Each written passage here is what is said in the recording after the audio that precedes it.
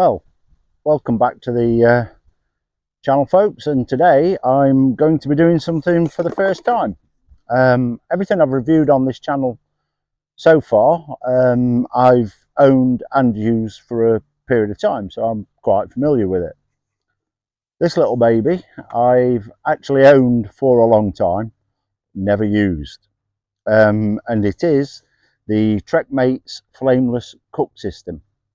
It's very similar to what you would get in an MRE kit or a meal ready to eat kit, in that it uses a chemical pad that you activate with water, and when the water gets onto it, it heats up and heats up your food. This is slightly different in that it's a self-contained cook system and everything you need is in it. So let's open it up and have a look what's inside. So the lid has got 4 clips, a lot like a Tupperware type container with a seal, and it is air and water type.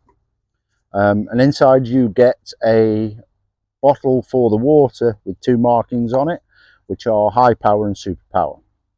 We'll get more into that later.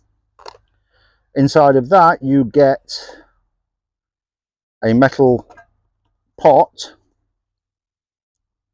that you remove, easier said than done, which is where you would place your food, whether it be a trekking meal that you plan to heat up in water or tin of stew or whatever. That's where the food goes. Underneath that is storage room for 2 of the pouches. These are the high power pouches. You do get a larger version of these pouches for more sustained heat, which are the super power pouches, which are roughly twice the size, and hence the 2 markings on the bottle, high power, super power. It's the amount of water you would use for each pack. And the idea is you would put the pouch in there, pour the pre-measured amount of water onto it, and then place your food above that, put the lid on and leave it to cook. I'm not going to cook any food because I'm not particularly hungry at this moment in time, but I have got 500 millilitres of water here, so we'll give a go and see whether it can actually bring this water to the boil or as near as damn it. So since I've never used it before, I don't know how effective the heat pads are. So what we'll do is we'll start off with one of the super power packs, shall we? Like I say, I've never done this before. I'm not quite sure what to expect. So let's learn together, shall we? So the pack goes in the bottom there. Just break up the contents and make it nice and flexible so that the water can get into it and do its job. Sit that centrally.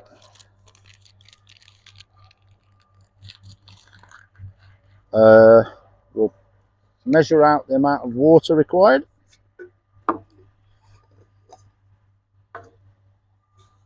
So obviously this amount of water is going to come off of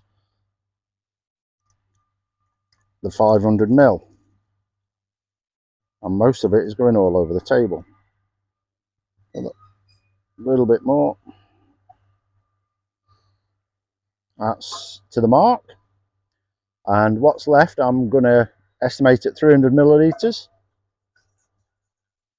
We'll have into there, which would be enough in fairness, by the looks of it, to heat up one of those Wayfarer type meals. So on goes the water, directly onto the pad to give it a good soaking to activate it.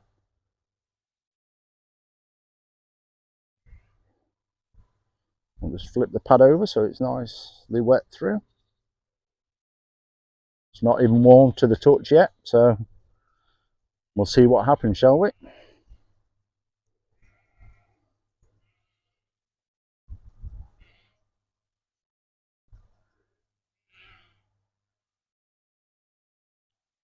No, there's no heat coming off of that whatsoever yet.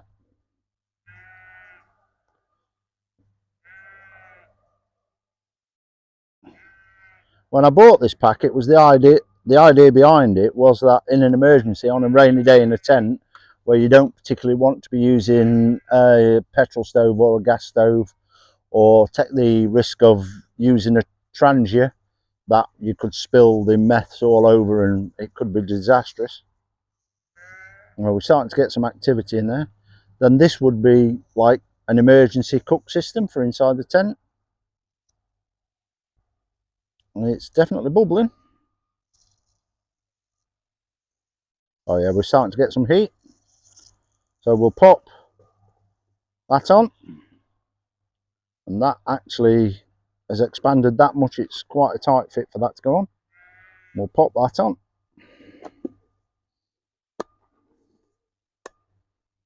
And yeah, you can see, I don't know if it's showing on camera, but here we have 2 plumes of steam coming out. And we'll leave that for a few minutes and see what happens to the water. Yeah, as I was saying, the idea behind this was that on a rainy day you'd be able to cook inside your tent without the risk of burning everything down. And I have seen a tent go on fire. It's not something I wish to experience for myself. So that was the reason behind it. I've never ever actually been in a situation where I've needed to use it. I have taken it with me on a couple of trips, simply for the reason that with one of these stashed underneath, and I then use it as a container to hold washing up utensils, things like that, and it's more of a waterproof container than a cook system, but should I need to, it's there. And I've never had the need to. I've always managed to find somewhere under cover outside of the tent to actually cook things. The sheep are being called down, so apologies for barring. Yeah, we're definitely starting to get some heat come through in there now, and the condensation's forming on the top of the lid. And that water is already uncomfortable to put your finger in. So far, so good. We'll give it another minute or two, and I'll see you when we get to a boil. Right, so it's been about 3 minutes now, and it's definitely too warm to put your finger into. One of the benefits that this system has got is that the actual plastic container that the heat system goes into does have like a neoprene insulated outer. So even though inside it is very, very hot and steam coming off it, to the outside it is only mildly warm to the touch. So you'd have no problem doing this on a ground sheet or something like that. You wouldn't risk melting your ground sheet or anything like that. So we'll just have another quick look inside. Oh yeah, that's getting very hot now. And I'll catch up with you again very shortly. So we're up to about the 5-minute mark now, and if you take the lid off it, there is actually steam coming off it now.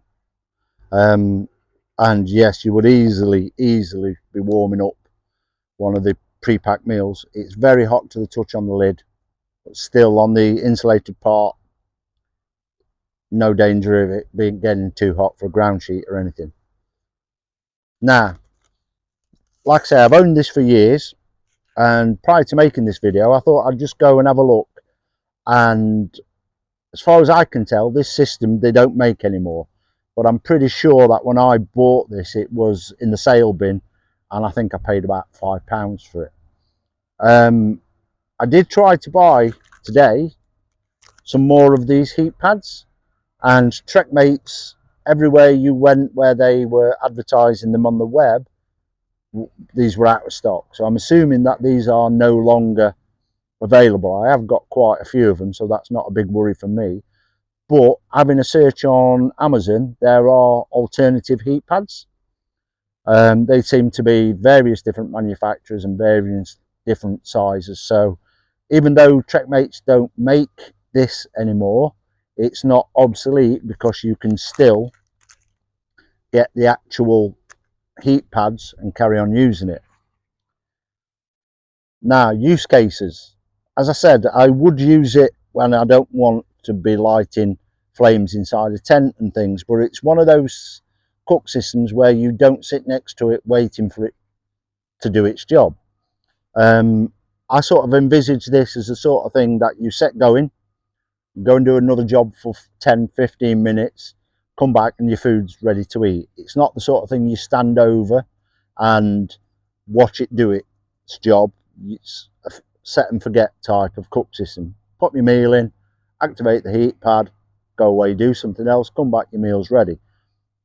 And I can see where that would be very useful, and I'm tempted to actually try it on one of my trips, just as a bit of an experiment. I'm not going to sit here and see how long this carries on going for. All I can tell you now is that water is generating bubbles. It's on the verge of boiling.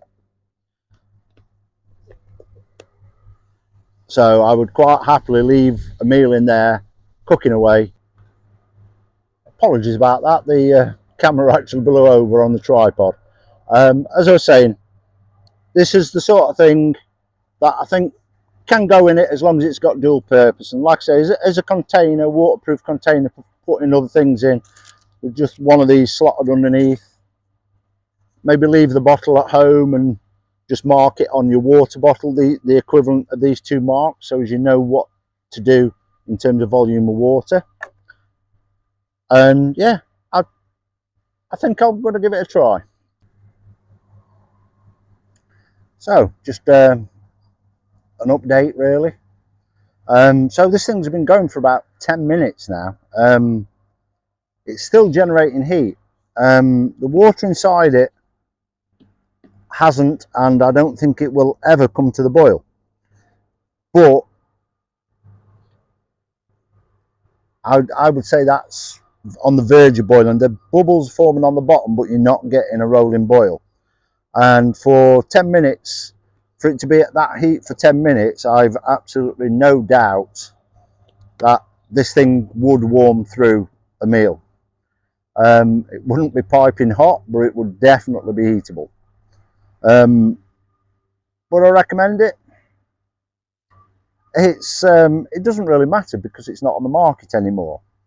Will I ever use it again? Yeah, I think I will. Today surprised me in how effective it could be in the scenario I outlined inside a tent. And the fact that you can use it as a container as well, I think it will re-earn a place in my kit list. I can definitely see it finding its way into the panniers on the motorbike trips where weight isn't such an issue. So hope that's been of use to some of you guys out there, and if it has, remember, a like and or subscribe would be very much appreciated. And as I've done today, just keep on dabbling. See you later.